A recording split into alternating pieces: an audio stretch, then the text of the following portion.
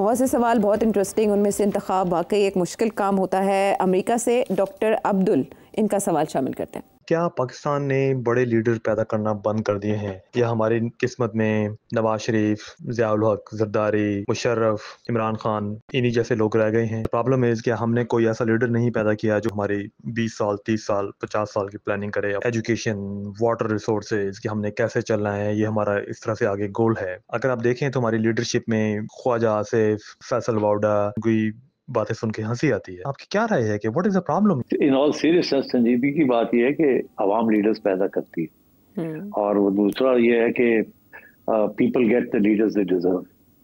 अगर आप लोग इनको लीडर्स मानते हैं, इनको वोट देते हैं, तो फिर यही लीडर आएंगे ना तो कहीं और से तो नहीं आएंगे ना। तो इसलिए मेरा ख्याल है आप अपना भी अपनी जिम्मेदारी भी संभालिए। बड़े अच्छे लोग हैं पाकिस्तान में, टैलेंटेड लोग हैं, दयानतदार लोग हैं, वोट नहीं पड़ता उनका। अच्छा सिर साहब, अगर पाकिस्तान में बुनियादी हुकूमतों का निज़ाम हमेशा से मजबूत होता तो क्या एक जेन्युइन अवामी लीडर वाकई पनप सकता था, या आप समझते कोई ऐसा लीडर गुजरा है जिसने ग्राउंड लेवल से ही अपनी साख बनाई हो, सियासी साख? बन सकती थी, लोग थे, पोटेंशियल जिनमें था, मगर अब उनको बनने नहीं दिया या अवाम उनको तस्लीम नहीं करती। तो इसमें दो हाथ से ताली बजती है। अब जाके आप देखें कि एक जमाने में Nawaz Sharif genuinely popular leader बन गए थे। आपने देखा Imran Khan genuinely popular leader बन गए हैं।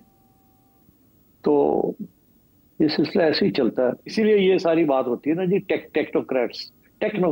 अब टेक्नोक्रेट जो हैं, दे आर ऑल गुड, आमतौर पे दे आर गुड एडमिनिस्ट्रेटर्स। तीसरी बात आपने जो कही कि जी कोई आए और 10 साल 20 साल के अंदर ये कर दे वो कर दे, अब वो जमाने खत्म हो गए हैं 10 साल 20 साल वाले। जैसे कोई अतातुर्क आया और वो डिक्टेटरशिप में होता है, डेमोक्रेसी के अंदर नहीं होता।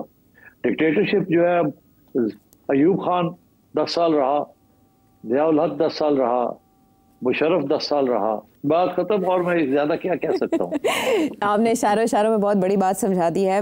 अच्छा है कि आपने ग्रीन हाउस इफेक्ट की तरफ आप नहीं गए। और अब मुल्तान से हारिस अजहर का सवाल शामिल करेंगे। सेठी साहब, ज़लज़ला अफ़गानिस्तान में हो, बारिशों और सैलाब का सिलसिला पाकिस्तान में हो, हिमाचल प्रदेश में 1910 के बाद से रिकॉर्ड बारिश और उसका पानी, उसका ज़मीनी राब्ता हिंदुस्तान में मुनक़ता हो, क्या वक्त नहीं आ गया कि अब रीजन के ये लोगों को मिल बैठ के सोचें कि और कितनी नस्लों को हमने इंतहा पसंदी, जज्बाती, हुब्बुल वतनी और हथियारों की ज़्यादा ख़रीदारी पर अपने वसाइल को सर्व करना है, बजाय इसके कि हम ऑन द कंट्रेरी वही वसाइल को इस मुल्क की तरक्की, इन लोगों और इन नस्लों को बेहतर ज़िंदगी देने पे वो करें। क्योंकि सेठी साहब वो कहते हैं कि मौत तो सब पे आनी है, लेकिन क्या ज़िंदगी भी सब पर आई है? और दूसरी बात ये कि सैलाब के पानी में और इतनी मुसीबतों आफतों में ये एलीट कैप्चर और the clash of the titans है, चाहे वो ख्वाजा साहब हो या हनीफ अब्बासी हो, ये तो इनकी आपस की लड़ाई है ना, इनसे लोगों का कोई फायदा है? जी आप बात तो सही कह रहे हैं थ्योरेटिकली कि, और चाइना बाय द वे यही बात कह रहा है। ये एससीओ और ये सारी बात जो चाइना का फलसफा है कि इंडिविजिबल सिक्योरिटी और जियो इकोनॉमिक्स के ऊपर अब काम किया जाए। मैं प्रॉब्लम ये है कि एक वक्त था कि हिंदुस्तान चाहता था कि किसी तरीके के साथ कोई मसला हल हो जाए पाकिस्तान के साथ और लड़ाई झगड़े बंद हो जाए, मगर कश्मीर देने के लिए तैयार नहीं था। हमारी तरफ से वो वक्त हम भी छोड़ने के लिए तैयार नहीं थे, तो लड़ाई झगड़े चलते रहे। अब सूरत हाल ये है कि सबको इस बात का एहसास है कि लड़ाई झगड़े बंद होने चाहिए और अमन की बात होनी चाहिए, डेवलपमेंट की बात होनी चाहिए। अब प्रॉब्लम क्या है? मेरा ख्याल है हमारी तरफ से तो अब तैयारी है कि अब हमने करके देख लिया जो कुछ हमने करना था, और अब तो सूरत हाल ये भी है कि शायद कश्मीरी भी जो है वो अपनी आज़ादी की बात जरूर करेंगे, मगर इससे इधर उधर की बात नहीं करेंगे। उधर इंडिया का जो अंदर ना बहुत तब्दीली आ गई। नरेंद्र मोदी और बीजेपी का जो एजेंडा है वो तो है ही एंटी मुस्लिम और एंटी पाकिस्तान। वो पॉपुलैरिटी उनकी उसी के ऊपर बेस्ड है। ये पहली दफा ऐसे हुआ है पहले कभी ऐसे नहीं था कांग्रेस के ज़माने में, और पहली बीजेपी भी जब वाजपेयी साहब थे, वो बीजेपी जो आरएसएस के कंट्रोल में नहीं थी, वो तो फिर भी आपसे बात करने के लिए तैयार थे और मसला हल करने के लिए तैयार थे। और शायद वो अपॉर्चुनिटी मिस होगी। अगर वो अपॉर्चुनिटी ना मिस होती तो आज के हालात बिल्कुल फर्क होते, अच्छे हालात होते, और आप जो बात कर रहे हो सबकी तवज्जो उसी की तरफ होती। मगर हुआ ये कि बीजेपी में तब्दीली आई, आरएसएस का इन्फ्लुएंस आ गया, नरेंद्र मोदी आ गया, और उसने जो हिंदुत्व का जो एजेंडा लेके आया वो बिल्कुल पाकिस्तान को तस्लीम करने के लिए तैयार नहीं है। यहां तक छोड़े तस्लीम क्या, वो तो उसको इस्तेमाल करता है वोट लेने के लिए। तो इसलिए अब इसका इम्कान बहुत कम है। अब जितना पाकिस्तान और चाइना और अमेरिका भी कोशिश करें कि किसी तरीके के साथ इंडिया पाकिस्तान के दरमियान अमन हो जाए और कश्मीर का कोई ऐसा हल निकाल लिया जाए जिससे दोनों मुतमईन हो जाए कि चले कुछ ना कुछ तो हुआ, वो अब मुझे नजर नहीं आ रहा। जब तक ये बीजेपी रूल करेगी इंडिया के अंदर, और जब तक नरेंद्र मोदी और उसके एंटी पाकिस्तान और एंटी मुस्लिम लोग आरएसएस के इसको चलाएंगे, मुझे नजर नहीं आ रहा कि एनी पॉसिबिलिटी जिसकी तरफ आप इशारा कर रहे हैं। सो ये मायूसी की बात है। ये पहली दफा ऐसे हुआ, मैं पहले कभी इतना मायूस नहीं था। हमारी तो हमेशा उम्मीद यही थी, और मियां नवाज शरीफ की भी यही उम्मीद थी कि जी किसी तरीके के साथ इसको खत्म किया जाए और तवज्जो दी जाए अपनी गरीब आवाम की तरफ। वो भी करें और हम भी करें, ये हथियार और जंगजू रियासतें बंद करें। मगर अब आपने देखा हमारा डिफेंस बजट भी बढ़ रहा है, उनका डिफेंस बजट भी बढ़ रहा है। वो जो फ्रीज करनी थी, जो अमन की बात होनी थी, मुझे नजर नहीं आ रही। इंडिया तो कहता है हमने संदूर बंद ही नहीं किया, किसी वक्त हम फिर कुछ ना कुछ कर सकते हैं। और अब आप तो पूरी तैयारी करनी पड़ेगी आपको, तो छोड़ना तो नहीं पड़ेगा। तो मेरा ख्याल है it's bit late for that. It's very unfortunate, very unfortunate. अब मेरी तो यही ख्वाहिश होगी कि इंडिया के अंदर तब्दीली, अच्छी तब्दीली आए, नरेंद्र मोदी और बीजेपी की फारग हो, और कोई ऐसी पार्टी आए वहां जो कि समझे कि अमन की बात करने का वक्त है।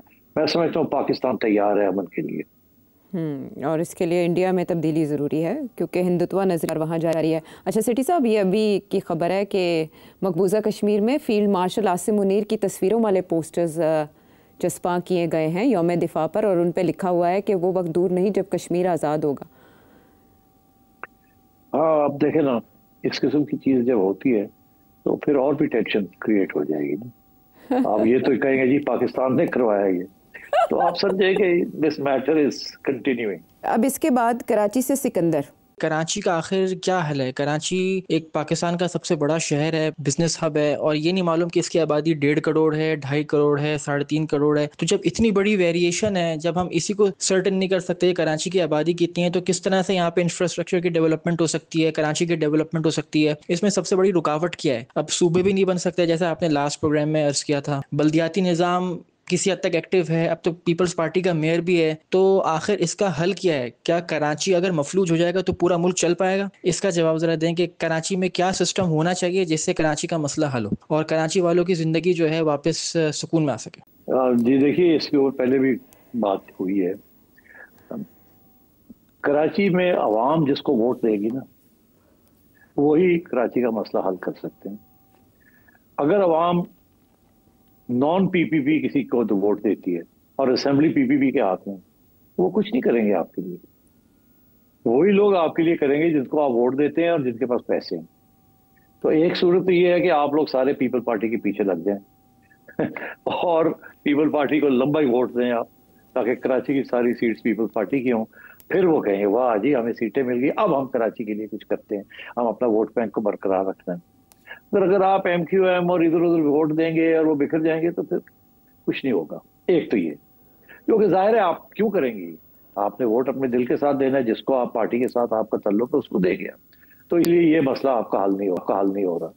दूसरा सूरत हाल ये है कि कानून के मुताबिक पक्की लोकल बॉडीज हों और पक्के genuinely free and fair elections हों, और NFC अवार्ड जो है उसके अंदर पक्का कॉन्स्टिट्यूशनली लोकल गवर्नमेंट को पैसे मिलें, ताकि आपका मेयर जो है और आपकी लोकल गवर्नमेंट जो है वो आपके लिए कुछ करे। एक तो ये सोल्यूशन है। उसके अंदर जैसे मैंने कहा 3 उसके हिस्से हैं। एक NFC अवार्ड जो है वो प्रोविंस को कहेगा अपने 5, अगर 100 रुपया प्रोविंस को देना है तो उसमें से 40 रुपए आपने या 50 रुपए आपने लोकल गवर्नमेंट को देने। ये कॉन्स्टिट्यूशनली हो और फेडरल गवर्नमेंट डायरेक्ट आपको कर दे, और फिर लोकल गवर्नमेंट ऐसे कानून हो जो कि मेक श्योर कि वहाँ रिगिंग ना हो सके, और इलेक्शन कमीशन तकड़ी हो ताकि आप अपने नुमाइंदे बना सकें, फिर वो आपके लिए काम करेंगे। तो ये फार्मूला बेहतर है कि आपको धक्का दिया जाए कि आप पीपल्स पार्टी के लिए वोट करें। मेरा ख्याल है कॉन्स्टिट्यूशनल अमेंडमेंट करनी चाहिए इस चीज को करने की। एक और भी सोल्यूशन है, मगर पता नहीं वो सोल्यूशन है कि नहीं, बड़ा मुश्किल है वो। ये है कि कराची को भी जैसे इस्लामाबाद फेडरल एरिया है, कराची को भी फेडरल एरिया बना दिया जाए और फेडरल गवर्नमेंट टेक ओवर कर ले कराची की देखभाल, फिर शायद मसला हल हो सके। मगर कराची इस वक्त सिंध का कैपिटल है, कैसे कराची को फेडरल एरिया बनाया जाएगा? और इतनी रेजिस्टेंस होगी यहाँ, तो पानी के ऊपर इतनी लड़ाई झगड़े शुरू हो जाते हैं, तो कराची को सिंध से निकाल के कहीं और देना, ये तो फिर सिंधी कहेगा ये क्या हुआ, आप तो नहीं मानते। तो आई थिंक इस किस्म के इशू तो कराची का भी कैपिटल था भी, तब क्या मसाइल हुए कि इस्लामाबाद शिफ्ट हुआ? तब ये सिंधी नेशनलिज्म नहीं थी ना इतनी। अगर रह जाता तो ठीक था, वो नहीं, अयूब खान ने चेंज कर दिया, अब मुश्किल हो गया। अब Sindhi nationalism it's a very important force. सेठ साहब, आबादी के तायुन में क्या मसला है कि टोटल आबादी का ही तायुन अभी तक नहीं हो सका, कितनी है?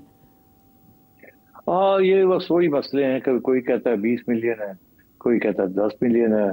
अब कराची इतना बड़ा शहर हो गया, वो एक शहर तो नहीं रहा। कराची को ब्रेकअप करना into smaller units would have been a good idea, मगर अगेन इस वक्त स्टेटस को जो भी हाथ लगाएगा ना, तो लोग खड़े हो जाते हैं, और वेस्टेड इंटरेस्ट बड़े पावरफुल हैं। इस वक्त पीपल पार्टी पूरी हावी है, सारे पैसे पीपल पार्टी चाहती है उनको मिले, फिर वो जहां मर्जी खर्च करें, वो खर्च करते हैं अपने कंस्टिट्यूएंसीज के ऊपर। अगर कराची के अंदर लोग उनको वोट डालना शुरू कर दे तो वहां भी करना शुरू कर देंगे। वहां के एमपी जाएगा और कहेगा जरदारी साहब को, जी मुझे पैसे दें, मैंने ये ब्रिज बनानी है, मैंने ये गंदगी साफ करनी है, मैंने ये करना है। मगर वो पीपल पार्टी को वोट नहीं मिलता ना कराची में, तो ये रिगिंग करनी पड़ती है।